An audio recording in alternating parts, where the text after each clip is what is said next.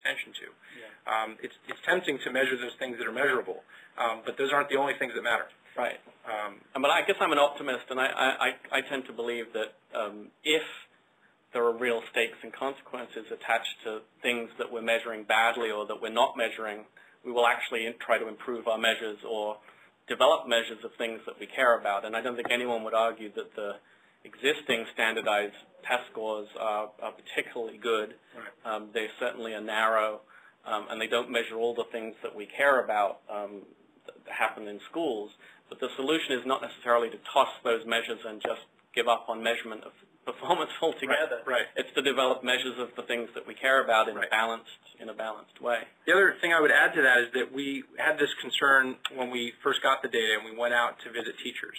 And our question was, are the teachers who score really high on this measure of standardized test scores, are those teachers who you'd want to send your kid to school with, or are they these kind of robotic drill sergeants who are just pounding information into their kids' heads, and it's really not education, it's just kind of trickery. And what we found was encouraging, which was that highly effective teachers are teaching critical thinking, they are doing art, they're teaching social studies, they are doing incredible things in their classrooms, as you would hope. And that the fact that they are good at covering the curriculum in math and English is a good sign that they're probably good at other things too, and that they're finding a way to incorporate this. So I think a lot of the highly effective teachers that we visited are exactly the kind of person that you'd want to send your kid to. It's just that they're not only good at that, they're good at the other things too. Let's talk a little bit about a minute about parents. So Stephanie asked a great question, which is, under a value-added program, do parents have the right to have their child placed with a highly effective teacher or removed from a low-performing teacher? It's a good, provocative question, and it's a question we encourage people to ask too by putting this data out there.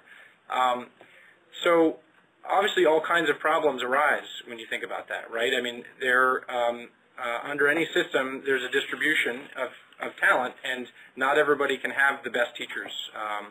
And so when you put that information out there, you're essentially creating an incentive for people to seek out those teachers. And some people said when we talked about doing this that we were going to unleash chaos on the schools, because essentially there would be this stampede of parents into those classrooms and lobbying to get into those classrooms, and a flight away from the less effective teachers. Well, I wish that had happened. That would hopefully trickle up and create political change and make the state and the school district do something about helping these teachers get better. I haven't seen that happen yet, and part of it is because our articles only a week ago were translated into Spanish, and Spanish is the primary language of the majority of parents in our school district. So we're working to get our information out there into the hands of people in the language that they speak. But part of it is also, I think, that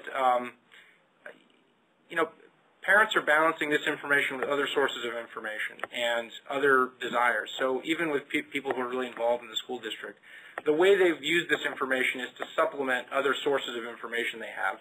They're not just saying, high value added, I'm going to drop everything and beg my kid, beg the principal to put the kid in the classroom. Right. Our intention in doing this was to be provocative and was to essentially help to encourage parents to get more involved in their kids' education with information. Essentially the notion being, if you tell them what's going on, they're going to want to do something about it. Yeah. And I think there's signs of that, but I think this is really still a big problem, which is parent engagement. I mean, if you want the school district to do something, the parents have to kind of rise up and demand that it be done, and they haven't done that. Yeah, I mean, parental engagement is kind of scary when at the level of wanting to transfer teachers, but the parents own the schools. The parents, the community, are the ones paying the taxes to run the schools, to employ the teachers, and having them involved at the level of being concerned about the effectiveness of their child's teacher seems to me like something that should be a positive, even though it's hard to deal with administratively and bureaucratically in a big district. I mean, those teachers were ineffective and in effect harming their kids before the data was public. We just didn't know it. So now we're saying, look what's happening, and our hope is that that leads to action. Right. Here's another question that we'll go back to teachers. I'm all for throwing money at teacher salaries. That's good to know that some of our students believe that, Alison. is there a correlation between being paid more and feeling the need to deliver more? So kind of how does the teacher value-added debate play into compensation for teachers? This isn't my area of expertise. We actually haven't written about performance pay, which is one of the common uses of value-added systems. There's been some recent reports that have come out on this. A lot of it depends on the question you're asking. If the question you're asking is, if I pay you more, will you be a better teacher?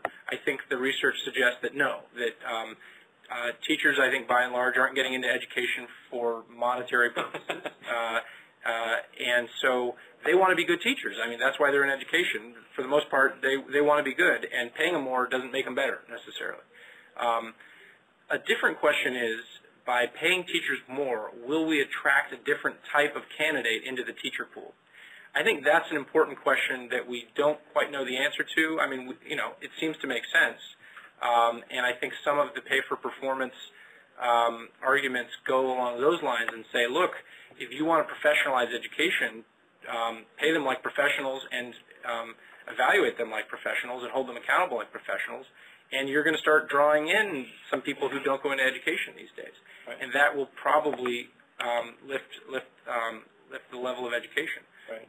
So those of you who are interested in this topic, there's a briefing that I did on teacher compensation in a number of places that's posted on the website that you can take a look at. And what that briefing does is it reviews some of the evidence on teacher compensation, the existing structure, and some of the alternatives being tried now. And it's very closely related to the teacher value-added and teacher evaluation debate, which is, basically there's been one system for many years. In this case, in the case of compensation, the salary schedule, which, as we mentioned earlier, rewards experience and degrees or credentials, essentially. And that's known to be very weakly tied to performance. It doesn't motivate people. Right. Most of the rewards come later in the career, which for young, smart, enthusiastic teachers is a turnoff, not a reason to stay in teaching. And so across the country, working with the unions, in most cases in various cities, there's been a lot of recent experimentation around teacher compensation, and it's usually been part of a teacher evaluation reform. It's been part of including and starting to use teacher value-added, and the structure varies, but in general, it allows teachers to earn more if they achieve positive evaluations, if they achieve high value-added, and that is seen as one way to help reward teachers and encourage people to stay in the profession, and maybe over time encourage people to go into the profession that they wouldn't otherwise stay in. Teaching is somewhat unique compared to law, medicine, the other professions where there's a great deal of opportunity to both have financial reward as well as the intrinsic reward from high levels of performance. Let's see, what else do we have here? How do we communicate ownership to public school parents? Stampeding to the best teachers. I guess we've kind of covered that. We're not seeing stampedes here in LA, but you are seeing different reactions and interest in this break down differently in different communities. And I think one of the challenges that people have been wrestling with for a long time is, particularly in the recent immigrant Latino community, there's a kind of a cultural value that teachers are held in really high esteem. And to a large extent, I think families that we've talked to kind of trust the schools to do what's right and are not as interested or as used to kind of confronting them as authority figures and demanding excellence for their children. So I think some people, I got an interesting PhD thesis from one of our readers who had studied kind of Latino communities in Minneapolis and was looking at community organizing efforts around the schools and how to get, in particular, Latino communities more involved in their schools and what some of the cultural background challenges were to that. And so, I mean, so these are kind of the questions that come out is How do you get people to own their public schools, to demand excellence? And if it's not a successful school, use information to go to the school district and say, fix this.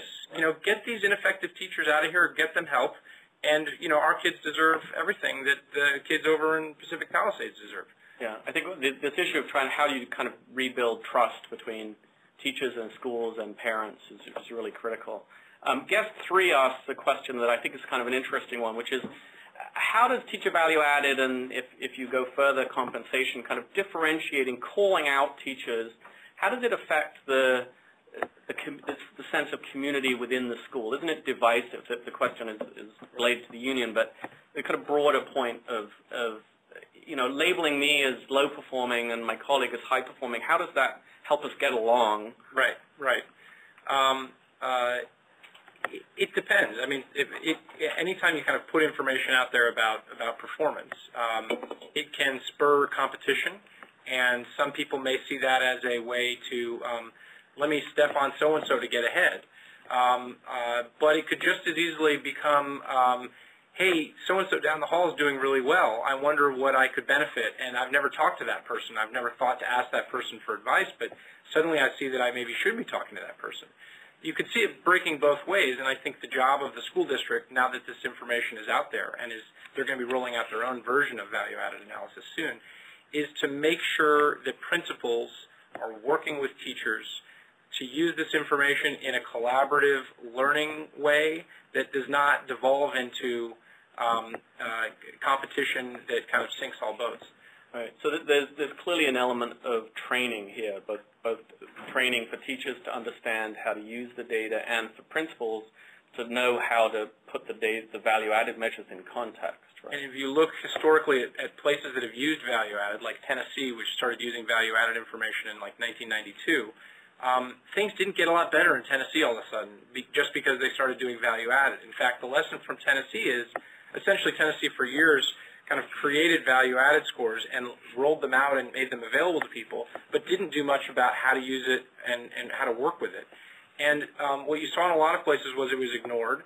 Some principals and superintendents used the information to incredible effect and showed really great gains, but it was really patchy because there was no focus on what do you do with this information, how do you use it to get better.